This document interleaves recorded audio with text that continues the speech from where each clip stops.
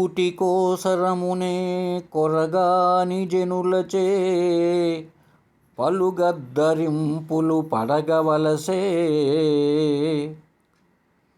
దారసుత భ్రమ తగిలి ఉండగగదా దేశ దేశములెల్ల తిరుగవలసే. పెను దరిద్రతపైని పెనగి ఉండగగదా చేరి నీచుల సేవ చేయవలసే.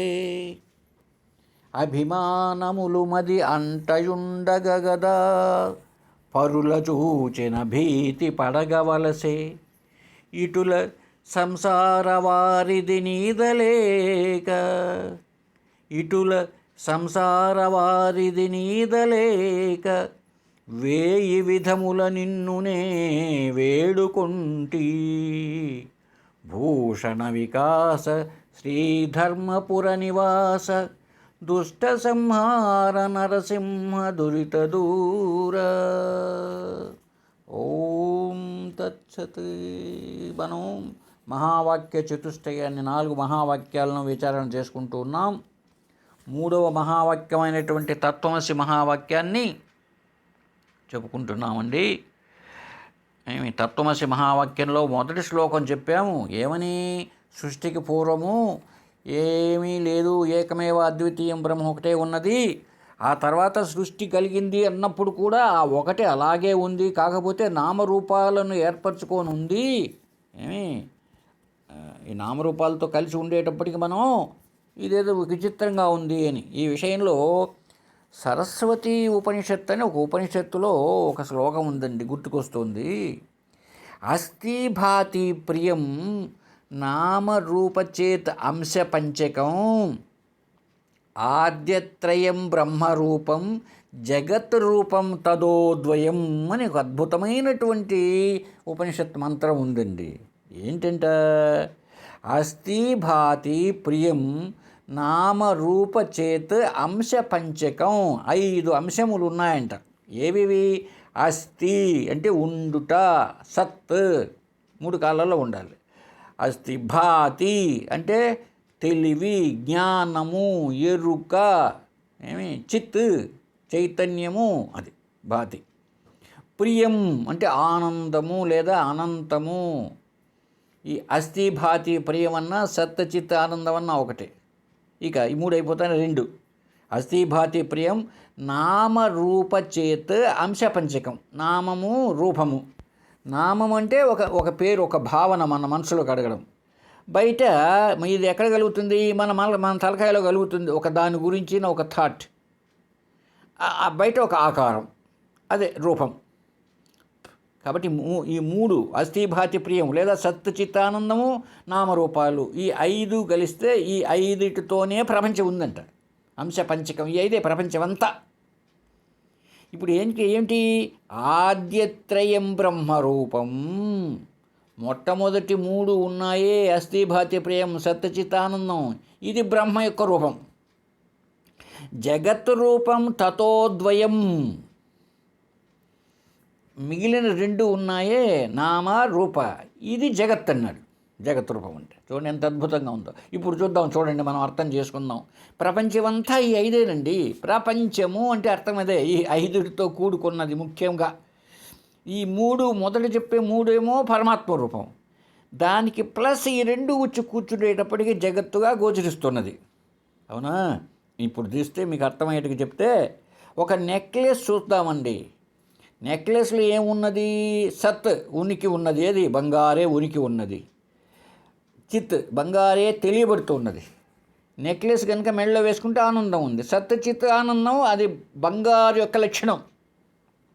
అయితే ఇప్పుడు ఈ నెక్లెస్ అనే ఒక ఆకారము, దానికి ఒక పేరు వచ్చేసినాయండి.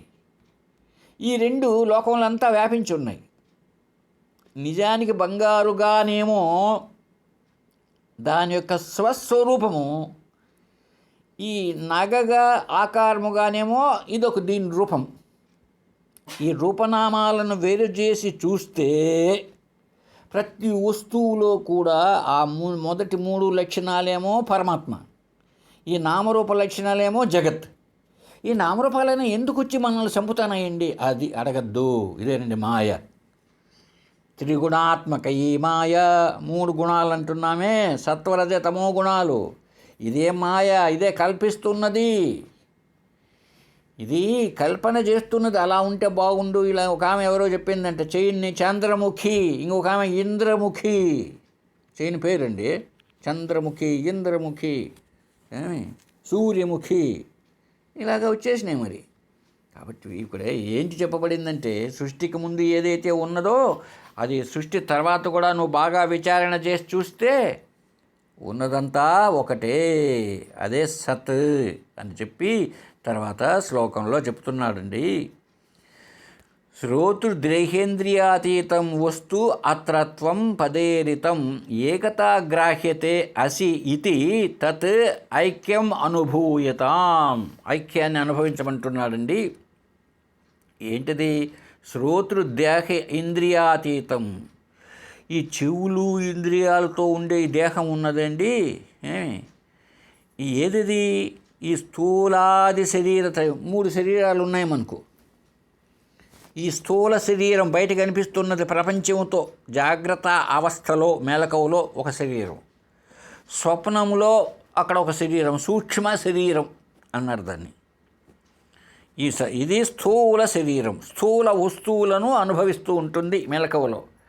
అక్కడ కళలో స్థూలంగా వస్తువులే ఉండవు, అక్కడ కూడా అనుభవాలు ఉంటాయి, అది సూక్ష్మ శరీరం. గాఢ నిద్రలో ఈ శరీర భ్రాంతే లేదు, అజ్ఞానం ఉంటున్నది, ఏమీ తెలియదు అన్న లక్షణం. కాబట్టి అక్కడ ఉన్నది కారణ శరీరం. ఏంటంటిది? ఈ 3 కంటే అతీతం అన్నాడండి. ఈ 3 కంటే వేరైనది, 3 శరీరముల కంటే విలక్షణమైనది. ఏదది? వస్తువు. అదేంటి వస్తువు? సద్వస్తువు, అదే బ్రహ్మ. ఏమని పిలువబడుతోంది? త్వం పద ఈరితం. అదే త్వం అనే పదముతో చెప్పబడుతున్నది. త్వం అంటే నీవు కదా. ఇక్కడ నీవు అనే పదానికి 2 రకాల అర్థం చేసుకోవాలి. ఒకటి, నీవు అనేది శరీర రూపేణ చెప్పేటువంటి ఒక నీవు, అది లక్షణావృత్తితో చెబితే ఈ నీవు అనబడే జీవుడికి ఆధారముతో ఒక నీవు ఉన్నదే, అది అసలైన త్వం, నీవు. ఇక్కడ ఎందుకోసం చెప్పుకుంటున్నామంటే ఈ తత్వమసి చెప్పేటప్పటికీ ద్వైతులకు ఒక పెద్ద భయం పుట్టిందనమాట. ఓయమ్మో, నేను బ్రహ్మ అయిపోతే ఇంకెట్ట నా భార్య బిడ్డలు నా ఆస్తిపాస్తులు ఏమైపోవయ్యా బాబు, ఎక్కడి అన్నీ ఎట్లా ఉంటాయి, ఎక్కడికి ఏమి పోవు. ఎందుకు? ఈ శరీరం అయిపోతుందని చెప్పడం లేదు నీకు, ఈ శరీరము బ్రహ్మ అని చెప్పడం లేదు. ఎవరు చెప్తున్నారు? శరీరం ముసలి దేవి సస్తుంది, ఇక్కడే కాలిపోతుంది. మంచి కృష్ణుడు అట్టా శరీరం కాలిపోతే అర్జునుడు కాలి చేశాడండి, పెట్టి కట్టెలు పెట్టి. ఇంకా నువ్వు ఒకటి నేను ఒకటి లెక్కన. కాబట్టి ఈ శరీరం పోతుందని మహానుభావులారా ఎవరు డౌట్ పడద్దు. ఎమ్మో నేను బ్రహ్మనైపోతాను, నువ్వు కాదు బ్రహ్మ. నీ శరీరమునకు ఆధారముగా ఇంకొక చైతన్యం ఏదో ఒకటి ఉన్నదే శరీరాన్ని తెలుసుకుంటూ, అది పరమాత్మ. అంతేగాని ఇది పోదు, ఇది జ్ఞానం కలిగిన పోదు. ఎందుకు? ముందు వదిలిపెట్టబడిన బాణము కుచ్చుకొనక మానదు. కాబట్టి ముందే వచ్చేసింది. ఎంతకాలం ఉండాలనో, ఎంతకాలం తిరగాలనో అంతకాలం తిరుగుతుంది, అప్పుడు పోతుంది. ఇది పిల్లవాళ్ళు బొంగరవలు ఆట ఆడుతూ రండి, ఒక తాడు చుట్టి అక్కడ వేసి తిరుగుతూ ఉంటుంది. ఎంతసేపు తిరుగుతుందంటే ఎంతసేపు తిరగాలో అంతసేపు తిరుగుతుంది. ఆ వేగం ఎంత వరకు అయితే ఉంటుందో అంతవరకు తిరుగుతూ ఉంటుంది ఆ బొంగరం. అలాగే ఈ బొంగరం కూడా, తిరిగే బొంగరం ఓయమ్మా ఏమి కాదమ్మా, ఎక్కడికి పోదు, అంత అట్టే ఉంటాయి. ఎక్కడికి పోలే. సాక్షాత్తు శ్రీరామచంద్రుడికి అంత యోగ వాసిష్టాన్ని విన్నాయనికే పోలే, అంతటి శ్రీకృష్ణ పరమాత్మకే పోలే. మీకు నాకు ఎక్కడ అసలు శరీరాన్ని ఎవరు చెప్పినారండి? తత్వమసి అని చెప్పింది ఈ స్థూల శరీరానికి కాదు, ఈ సూక్ష్మ శరీరానికో కారణ శరీరానికో కాదు. మరి ఎవరికి? దేహేంద్రియ అతీతం. ఈ దేహ ఇంద్రియాలతో ఉన్నాయి స్థూల దేహము, సూక్ష్మ శరీరము, కారణ శరీరాల కంటే అతీతమైనటువంటి, విలక్షణమైనటువంటి, వేరైనటువంటిది అదేంటి త్వం. ఆ త్వం అర్థమైందండి ఇప్పుడు. దాన్ని ఆత్మ అని చెప్పారే కానీ ఈ నిన్నేమనలే. నువ్వు ఎట్లా నువ్వు జ్ఞానం పొందినా కూడా శరీరం పోయేది పోతుంది. అందుకే అవసరమే కదా చెప్పారు షడూర్ములు అని చెబుతూ, బాబు ఎక్కడికి పో జ్ఞానం కలిగితే కూడా ఎందుకు వాటి ధర్మాలను అవి వదిలిపెట్టవు. శరీర ధర్మాలు ఏమిటంట? జనన మరణములు అంటే లేదా వార్ధక్యము మరణము, స్థూల శరీర ధర్మము. ఎటువంటి వాడైనా ముసలాయన కావాల్సిందే, తర్వాత మరణము రావాల్సినదే, అది తప్పదు. అలాగే ఆకలి దప్పికలు లేదా క్షుత్ పిపాసలు ప్రాణధర్మములు. ఈ ప్రాణం అంటున్నామే జీవభావంతో బతుకుతున్నామే మనం. ఇది ఆకలి దప్పిక దాని ధర్మాలు. ఎంత అన్నం తినకుండా ఉన్నా కూడా నీళ్ళైనా తాగాల్సిందే, లేకపోతే నిరాహార దీక్ష పేరుతో మంచం కింద దాచిపెట్టుకొని భోంచేయాల్సిందే బిర్యానీలు. కాబట్టి తప్పవు. ఆకలి దప్పికలు ప్రాణధర్మములు. శోకమోహములు, ఏడుపులు పెడబొబ్బలు పెడతామే, అజ్ఞానాలు, ఏడుపులు, రాగద్వేష, ఇవి మనోధర్మములు. కాబట్టి వాటి ధర్మములను వదిలిపెట్టి అవి ఉండవు. కాలకుండా, కాంతిని ఇవ్వకుండా నిప్పు ఉండదు. తీయదనము లేకపోతే అది చక్కెర కాదు. అవునా? కాబట్టి ఎక్కడో ఏదో అయిపోతుంది, ఏమి కావు అవన్నీ. ఎటువంటి జ్ఞానికి కానీ అందుకే దాన్ని 6 ఊర్ములుంటే అలలు సముద్రంలో, సముద్రం లాంటి ఈ ఆత్మ చైతన్యంలో అలల్లాగా లేస్తుంటాయి. అవి లేస్తూ ఉంటాయి, పడిపోతూ ఉంటాయి. కాసేపు దుఃఖం వస్తుంది, దుఃఖం పోతుంది. ఇది ఇక్కడ చెప్పబడుతుంది. ఈ శరీరత్రయమునకు విలక్షణమైనటువంటి ఆ త్వం, నీవు, ఆ నీవును ఇక్కడ ఏం చెప్పింది? త్వం పద ఈరితం, త్వం అని చెప్పింది. నీవు అన్నదండి ఇక్కడ. తత్ అయిపోయింది. తత్ అనే పదం ముందు చెప్పుకున్నాం. ఏది తత్? ఆ పరమాత్మ ఎటువంటిది? నామరూపాలు లేకుండా ఉండేటువంటిది, అంతటను వ్యాపించి ఉండేది. నీవు ఈ 3 శరీరాల కంటే వేరుగా ఉన్నవాడివి నీవు. ఇప్పుడు చూడండి, అక్కడ బ్రహ్మ తేలినాడు, ఇక్కడ నీవు అర్థమైంది. నీవు అంటే శరీరంతో కాదు, 3 శరీరాల కంటే వేరుగా ఉండేటువంటి నీవు, విలక్షణమైన నీవు. ఎవరని చెప్పింది? ఏకత గ్రాహ్యతే అసి ఇతి. అసి తత్వం అసి, అది నీవు అసి అయి ఉన్నావు అని చెప్పింది. అది నీవు అయి ఉన్నావు. అది అంటే పరమాత్మ. నీవు అంటే జీవశబ్దంతో కాదు, 3 శరీరాల కంటే వేరుగా ఉన్నటువంటి ఆ నీవు, ఆ బ్రహ్మమే అయి ఉన్నావు అని చెప్పిందండి. ఎప్పుడైతే అయి ఉన్నావు అన్నదో ఏకత్వం వచ్చేసింది, ఐక్యం. ఇప్పుడు దీన్ని ఏం చేయాలి? తత్ ఐక్యం అనుభూయత. అటువంటి ఐక్యాన్ని నువ్వు అనుభవించు, నువ్వు అర్థం చేసుకో బాబు. నేను ఆ పరమాత్మనే కదా అని నువ్వు అర్థం చేసుకో. ఎలాగైతే పరమాత్మకు నామరూపాలు లేవో నీకు కూడా నామరూపాలు లేవు. ఎట్లా వచ్చినాయి నీకు నామరూపాలు? ఈ స్థూల శరీరం పుడుతూనే 11 రోజుల్లో నీకు నామకరణం చేశారు, పలానా వాడు నువ్వని. పలానా ఆయనకు పుట్టావు కనుక ఆయన నీ తండ్రి అయ్యాడు, పలానా ఉద్యోగం చేసావు కనుక పలానా టీచర్ అన్నారు. ఇలాగ వచ్చే ఎన్ని సంబంధాలు శరీరంతో. నీవు శరీరానివా? శరీరం కంటే సాక్షివా? శరీరానికంటే అతీతమైనటువంటి విలక్షణమైనటువంటి స్వరూపం కదా నువ్వు. అంటే నామరూపాల కంటే వేరైన వాడివి నీవు. మరి ఆయన అంటే పరమాత్మ తత్, ఆయన కూడా నామరూపాల కంటే వేరైన వాడు. మరి ఇద్దరు ఒకటే కదా. అదే తెలియజేస్తున్నది అసి అనే పదం. తత్ త్వం అసి. కాబట్టి తత్ ఈజ్ ఈక్వల్ టు త్వం, త్వం ఈజ్ ఈక్వల్ టు తత్. తత్ త్వం అసి, అది నీవై ఉన్నావు. త్వం తదసి, త్వం తత్ అసి, తత్ త్వం అసి. తిప్పించి చెప్తే అది నీవై ఉన్నావు, నీవు అదే అయి ఉన్నావు. చూసారా? కాబట్టి ఇప్పుడు నువ్వు ఎంత నేను తిప్పించి చెప్పి అట్ట తిప్పి ఇట్ట తిప్పి చెప్పినా నువ్వు అర్థం చేసుకో బాబు. ఏమర్థం చేసుకోవాలి? ఏకత గ్రాహ్యతే. బాగా ఏకత్వాన్ని గ్రహించు. గ్రహించి తత్ ఐక్యం అనుభూయతం, నీవు ఆ బ్రహ్మలోకి ఐక్యమైపోయినట్టుగా నువ్వు అనుభవాన్ని గుర్తుపెట్టుకో, అనుభవించి గుర్తుపెట్టుకో. ఏమని? అహం బ్రహ్మాస్మి, సోహం, సహ అహం, సహ అతడు, అహం నేనే. అతడు ఎవరు? పరమాత్మ. అహం నేనే, సోహం. లేదా అహం బ్రహ్మాస్మి, నేను బ్రహ్మనై ఉన్నాను. బ్రహ్మ ఏవ అహమస్మి, బ్రహ్మనే నేను.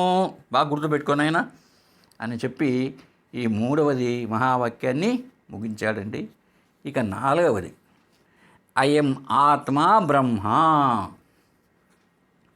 ఇది అథర్వణ వేదంలో మాండూక్య ఉపనిషత్తులో ఈ అయమాత్మా బ్రహ్మని దాన్ని సాక్షాత్కార వాక్యం అన్నారండి. సాక్షాత్కారం అంటే దృఢజ్ఞానం కావడం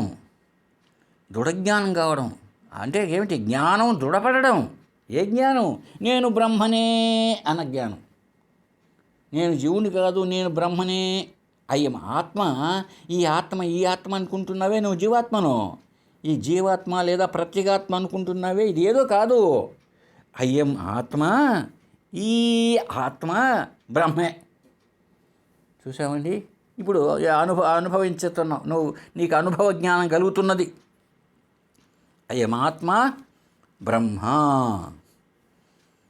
అందువల్ల దీన్ని సాక్షాత్కార వాక్యము అని మాండూక్యోపనిషత్తు చాలా అద్భుతంగా చెప్పిందండి. ఈ దశోపనిషత్తులో ఈ మాండూక్యోపనిషత్తు చాలా గొప్ప ఉపనిషత్తు అండి. ఈ మాండూక్యోపనిషత్తుకి సంస్కృతంలో వ్యాఖ్యానం అంటే కారికలు రాశాడండి గౌడపాదాచార్యులు. ఆదిశంకరుల పరమ గురువు, ఆదిశంకరుల గురువు గోవింద భగవత్ పాదాచార్యులు, ఆయన గురువు గౌడపాదాచార్యులు. అద్వైత పరంలో చాలా గొప్ప గ్రంథం, 4 అధ్యాయాలతో. ప్రతి ఒక్క అద్వైతం తెలియాలి అంటే, అద్వైతంలో అపరోక్ష జ్ఞానం దృఢపడాలి అంటే అటువంటి వాటికి వెళితే నీకు నో డౌట్ అండి. ఇంకా బట్ ఒకటి, విచారణ చెయ్యగలిగిన మనసు బుద్ధి నీకుండాలి. విచారణ చేయించగలిగిన నేర్పరతనము, శాస్త్రానుభవము, ఆ నిష్ట నీకు చెప్పేవాడికి ఉండాలి. అది ఈ 2 ఉన్నప్పుడు ఇక నీకు సాక్షాత్కారమే.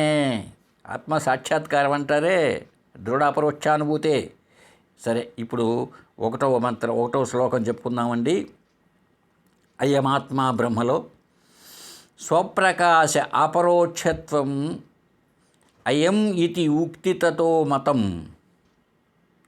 అహంకారాది దేహాంత ప్రత్యేగాత్మేతి గీయతే. చూసారండి, స్వప్రకాశ అపరోక్షత్వమయం, స్వప్రకాశత్వం అపరోక్షత్వము ఈ 2 ఎట్లా ఉన్నాయి? అయం ఇతి ఉక్తిత మతం. ఈ అయం అనేటప్పటికీ ఇది ఈ పదము, అయం అనే పదము ఏం తెలియజేస్తుందంటే స్వయం ప్రకాశకం, స్వప్రకాశం. అంటే ఇంకొక దానిపైన ఆధారపడకుండా తనను తానే తెలుసుకోవడం ఏదో అది స్వయం ప్రకాశకం. ఈ అయం అనే పదము అది తెలియజేస్తుంది. అంతేకాకుండా అపరోక్షత్వం, పరోక్షం అంటే ఎక్కడో ఉన్నదని. పరోక్షం అంటే ఎక్కడో ఉన్నది ఆ పరమాత్మ. ప్రత్యక్షం అంటే ఈ కళ్ళకు, చెవులకు, నోటికి ఎదురుగా ఉండేది ప్రత్యక్షం. అపరోక్షం అంటే అలా కళ్ళతో, ముక్కుతో, వీటితో తెలియబడనిది, పరోక్షము కానిది. అంటే ఏమిటి అర్థము? నీవే అయినది. ఇది అపరోక్షం. ఈ అపరోక్షము స్వయం ప్రకాశత్వం ఎలా వస్తుందంట? అయం అనే పదంతో. చూసారండి, అయం అంటే ఈ అని అర్థం అండి. ఈ అని ఎప్పుడు అన్నాము చూడండి, అయం అని అంటే ఈ అని ఎప్పుడు అన్నామో, అది వైకుంఠం నేను చూడలేదు, అది కైలాసం నేను చూడలేదు చెప్పినారు గురువులు ఎవరో. అది అమెరికా ఎవరో చూసి వచ్చి చెప్పారు, చూసి వచ్చిన వాళ్ళు చెప్పారు, నేను చూడలేదు. కాబట్టి అది పరోక్షం. అవునా కదండి? పరోక్షం.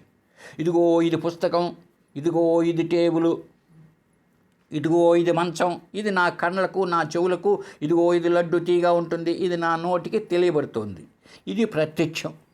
అలా కాదు, ఈ అన్నాం అనుకోండి, ఎప్పుడైతే ఈ అని అన్నామో ఇక ఈ అంటే ఇది అని ఇక్కడికి వచ్చేటప్పటికి డైరెక్ట్ ఇక నేనే నా వరకే కదా. ఇంకొంచెం చెప్పడానికి ఇబ్బంది, సరే ఇంకొంచెం మళ్ళీ విశ్లేషణ చేస్తానండి. ఇప్పుడు ఇది ఇది ఇది ఇది ఇది అంటూ వచ్చామనుకోండి, ఇది అమెరికా, ఇది ఆకాశము, ఇది కైలాసము, ఇది భారతదేశము, ఇది ఆంధ్రప్రదేశ్, ఇది కడప జిల్లా, ఇది రాజంపేట, ఇది సాయినగర్, ఇది నా శరీరము, ఇది నా కాలు, ఇది నా ముక్కు, ఇది నా తల, ఇది నా మనస్సు, ఇది నా బుద్ధి. ఇక ఇది ఎక్కడికి వెళ్తా చెప్పండి? నిషేధావధి సాక్షి అన్నదండి శాస్త్రం. ఈ అంతటినీ తొలగిస్తూ తొలగిస్తూ తొలగిస్తూ ఎక్కడైతే నువ్వు నిషేధ అవధి, ఇక నీకు నిషేధించడానికి ఇది అని తొలగించడానికి వీలు లేదో, అర్థమైందండి? అక్కడికి స్టాప్ అయిపోవు, ఇంక లేదు, నేను అనలేవు. ఇది నా బుద్ధి అన్నావు, ఇంకెక్కడికి వెళ్తావు? ఇంక వెళ్ళలేవు. అక్కడ అన్నీ తొలగించావు, ఇది ఇది ఇది అని. ఇక్కడ అంటే ఏంటి? ఈ మనసు నాది, ఈ బుద్ధి నాది, ఇక ఈ అనేటప్పటికీ అత్యంత సమీపంలో ఉందండి నీకు, అవునా కదా? దూరంగా ఉంటే అది, కొంచెం దగ్గరలో ఉంటే ఇది. అది నీవే అయినప్పుడు ఇంకా ఈ అని దేంతో అంటావు? ఈ కాలు, ఈ ముక్కు, ఇవన్నీ అన్నావు, ఈ గుండె, ఈ మనసు, ఈ బుద్ధి. ఇక ఈ అంటే ఎక్కడ ఉంది? అది ఈ అనేది నీకు అతి సమీపములో. ఇక దాన్ని దేంతో తెలుసుకుంటావు? అందువల్ల అది దేంతోనూ తెలియబడేది కాదు కనుక అది స్వయం ప్రకాశకం, స్వయం సిద్ధం.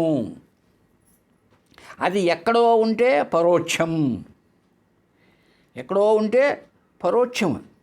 నీకు కళ్ళకు ఎదురుగా, నీకు ఎదురుగా ఉంటే, కళ్ళకు చెవులకు ఎదురుగా ఉంటే అది ప్రత్యక్షం. అది నీవుగానే ఉంటే అపరోక్షం. చూసామండి?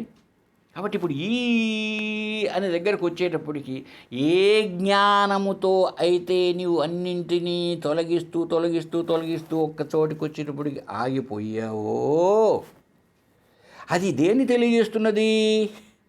అది స్వయం సిద్ధము, స్వయం ప్రకాశకము, అపరోక్షము అని యుక్తితో మతం, యుక్తిపూర్వకముగా తర్కబద్ధముగా నిరూపిస్తున్నాం. విను, అవునా కదా?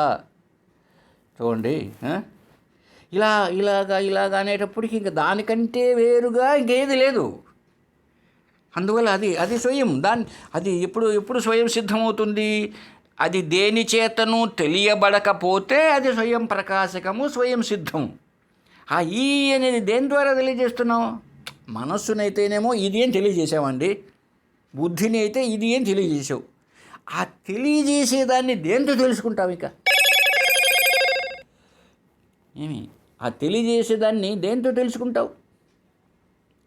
దేనితోనూ తెలుసుకోలేవు కనుక అది అపరోక్షం అని యుక్తిపూర్వకంగా చెప్పింది. అంతేకాకుండా ఇంకా అహంకారాది దేహాంతా ప్రత్యేగాత్మేతి గీయతే.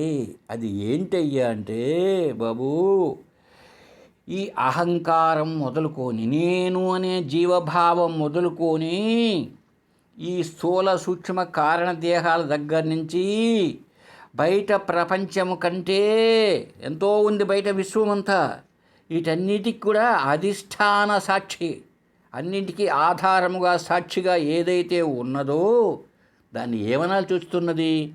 ప్రత్యేక ఆత్మ అన్నారండి. దాన్నే ప్రత్యేగాత్మ అన్నారు.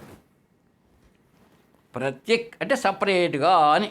సపరేట్గా ఏం కాదు, అది మనం విడదీసుకోవడానికి అనుకూలంగా కనుక ఏది ఎట్లా నేను ఫలానా జీవభంగ ఇక్కడి నుంచి చూద్దామండి. నేను, నా తల, నా ముండెము, నా కాళ్ళు, నా ఇల్లు, నా భార్య దగ్గర నుంచి నా దేశము, నా దేవుడు, ఎంత మొత్తం వెళ్ళిపోయింది. ఇదంతా ఇది నా నా నా నా నా నా అని ఎంతవరకు అయితే అంటున్నావో ఆ అన్నింటినీ తెలుసుకునే కదా నువ్వు, అవునా కదా? నాది నాది నాది, నా దేవుడు, నా ఊరు, నా ఆకాశము, నా వైకుంఠానికి పోతాను ఇవన్నీ అంటున్నావు కదా. కాబట్టి ఆ నా అనగలిగే నీవు వాటికన్నిటికంటే వేరుగా ఉన్నావా లేదా? ఇప్పుడు నా కాలు అన్నావండి, కాలు కంటే వేరు కదా నువ్వు. నా బుద్ధి అన్నావు, బుద్ధి కంటే వేరు కదా నువ్వు. నా దేవుడు అన్నావు, దేవుడి కంటే వేరు కదా నీవు. మరి అప్పుడు ఎవరవుతావు నువ్వు? ప్రత్యేక ఆత్మ. ఇది సపరేట్గా అన్నింటినీ తొలగించినావు గనుక అన్నావు పరమ ఆత్మ. పరమ ప్లస్ ఆత్మ పరమాత్మ, ప్రత్యేక ఆత్మ ప్రత్యేగాత్మ. ఈ పరమను ప్రత్యేకం తీసేస్తే ఏం మిగులుతుంది? ఆత్మ మిగులుతుంది. అయితే ఎందుకన్నారండి ప్రత్యేగాత్మ అని? అంటే నీకు అర్థం కావడానికి, నువ్వు సాక్షివి అని చెప్పడానికి ఒక విధానముతో ఇది కాదు అని నిషేధ పద్ధతి ద్వారా తొలగిస్తూ వస్తే ఏదైతే ఇక తొలగించడానికి వీలు లేదో దాన్ని ప్రత్యేగాత్మ అన్నారు అంతే. కాబట్టి అది ప్రత్యేగాత్మ. ఇప్పుడు మనకు ఈ మొదటి శ్లోకంలో అర్థమైంది. ఈ నేను అనేది ఉన్నదే ఇదే ప్రత్యేగాత్మ. ఇప్పుడు ఆయన చూద్దామండి తర్వాత శ్లోకంలో దృశ్యమానస్య సర్వస్య జగతః తత్వమీరితే బ్రహ్మశబ్దేన తత్ బ్రహ్మ స్వప్రకాశాత్మరూపకం. అయం అయిపోయింది, ఆత్మ అయిపోయింది. ఇప్పుడు బ్రహ్మ శబ్దాన్ని విడదీస్తున్నారు. దృశ్యమానస్య సర్వస్య జగతః, ఈ కనపడే జగత్తంతా కనిపిస్తోంది కదా పంచభూతాలతోనూ, బయట ఎక్కడెక్కడో ఏ లోకాలు 7, 14 అంతా కూడా, వీటన్నిటికీ కూడా ఇదంతా జగత్ అన్నప్పుడు ఈ జగత్తుకు అధిష్టానము లేదా ఆధారముగా ఒకటి ఉండాలి కదండి. దాన్ని ఏమన్నాము? బ్రహ్మ అన్నామండి. ఎప్పుడు కూడా ఒకటి ఉంది అంటే దానికి ఒక ఆధారం ఉండి తీరుతుందండి. ఆధారము లేదా అధిష్టానం లోకంలో ఏదైనా చెప్పండి, ఆధారము లేదా అధిష్టానము లేనిదే వస్తువు నామరూపాలతో కనిపించదు. నువ్వు చూస్తూ ఉండొచ్చండి, నెక్లెస్ను చూస్తూ ఉండొచ్చు, బట్ ఆధారం అనేటప్పటికీ బంగారు. ఏదైనా చెప్పండి, ఆధార ఆధేయములతోనే నామరూపాలు ఉంటూ ఉంటాయి. మరి ఈ జగత్తంతా ఉందంటే అర్థం, జగత్తుకు మూలం ఏమిటి? మూల కారణం బెవ్వడు, అనాది మధ్యలయుడెవ్వడు, సర్వము తానే అయిన వాడెవ్వడు. చూశారండి ఏమి? కాబట్టి ఈ అధిష్టానముగా ఎవరున్నారు? బ్రహ్మ. బ్రహ్మ అంటే ఇది జ్ఞానమే. ఇక్కడ ఈ శరీరానికి, ఈ శరీరం దగ్గర నుంచి అహంకారం కదా ఇది నేను అన్నది, ఇక్కడి నుంచి బయట ప్రపంచం వరకు తెలుసుకునేదేమో ప్రత్యేగాత్మ. అలా కాకుండా బయట జగత్తునంతా తెలుసుకుంటూ బయట ఉండేటువంటి జగత్తుకు ఆధారంగా ఉన్నది ఏదో అంటున్నామే, అది బ్రహ్మ, అది పరమాత్మ. అది ఎటువంటిది? అది ఆ బ్రహ్మము. బ్రహ్మశబ్దేన తత్ బ్రహ్మ స్వప్రకాశాత్మ రూపకం. ఆ బ్రహ్మము స్వయం ప్రకాశకం. పై మొదటి శ్లోకంలో ఏం చెప్పుకున్నాము? ఈ ఆత్మ, అయం ఆత్మ, ఈ ప్రత్యేగాత్మ కూడా స్వప్రకాశత్వము అపరోక్షత్వము. ఇది స్వయం సిద్ధము, అది తానయ్యే ఉంది కనుక అపరోక్షత్వము చెప్పుకున్నాం. అలాగే ఇక్కడ ఈ బ్రహ్మ అనేటప్పటికి కూడా బ్రహ్మ ఎటువంటిది? స్వయం ప్రకాశకం. తర్వాత ఇంకా ప్రత్యేగాత్మయే స్వరూపంగా, ఈ ప్రత్యేగాత్మే అపరమాత్మగా. వ్యష్టిగా చెప్పుకున్నప్పుడు నా వరకు నేను చెప్పుకుంటాను కాబట్టి దీన్ని ప్రత్యేగాత్మ అన్నాం. సమిష్టిగా లోకాలన్నీ జగత్తంతా చెప్తున్నాం కాబట్టి ఆయన పరబ్రహ్మ లేక పరమాత్మ అన్నాం అంతే. ఈ వ్యష్టిని, ఈ నాకుండే ఈ శరీరాలు పక్కన తీసి పెడదాం, ఆయనకుండాయి అనేటువంటి ఆధేయముగా ఉండేటువంటి ఆ ప్రపంచము జగత్తును పక్కన పెడదాం. ఉన్నది ఒకే ఒక చైతన్యం, ఒకే ఒక జ్ఞానం. ఎలాగైతే ఇక్కడ ఈ జ్ఞానం, ఈ బుద్ధి ఈ శరీరం నుంచి ఈ లోకాలను తెలుసుకుంటూ ఉందో, ఆ బ్రహ్మము కూడా ఆ జగత్తునంతటికి ఆధారముగా అధిష్టానముగా ఉంది. కాబట్టి ఈ ప్రత్యేగాత్మయే బ్రహ్మ. చూసామండి, ఈ ప్రత్యేగాత్మ అంటున్నామే మనం, అయం ఆత్మ. ఈ ప్రత్యేగాత్మగా ఏదైతే ఉంటూ ఉంది అనుకుంటున్నామో అదేనైనా బ్రహ్మ. ఇప్పుడు ఇక్కడ మనకు వచ్చే అనుమానం ఏమిటంటే, ఇక్కడ శరీరంతో చెప్పుకున్నామండి, ఆయన అంతటా ఉన్నాడు కదా. దీనికే శాస్త్రం ఏం చెప్తున్నది తెలుసా? ఉపాధి భేదముతో నువ్వు అలా అర్థం చేసుకుంటున్నావు బాబు. కుండలో ఉండేటప్పటికీ ఆకాశం ఘటాకాశమైంది, ఇంట్లో ఉండేటప్పటికి మఠం ఉండే ఆకాశం మఠాకాశమైనది, సర్వత్రా అన్ని లోకాలతో పోల్చుకున్నప్పుడు అదే మహాకాశము కదా. ఇది ఎన్నోసార్లు కూడా మనం విచారణ చేసుకొని ఉన్నాం. కాబట్టి కాస్త ఉపాధులను తొలగించి చూసినప్పుడు ఈ ప్రత్యేగాత్మను ఆ పరమాత్మను ఒకే ఒక చైతన్యం. అందువల్ల అయం ఆత్మ బ్రహ్మ, ఈ ఆత్మయే బ్రహ్మ. ఇలాగా 4 మహావాక్యాల యొక్క బోధ చెప్పుకున్నాం. హరి ఓం. మంగళం గురుదేవాయ మహనీయ గుణాత్మనే సర్వలోక శరణ్యాయ సాధురూపాయ మంగళం. హరి ఓం తత్సత్.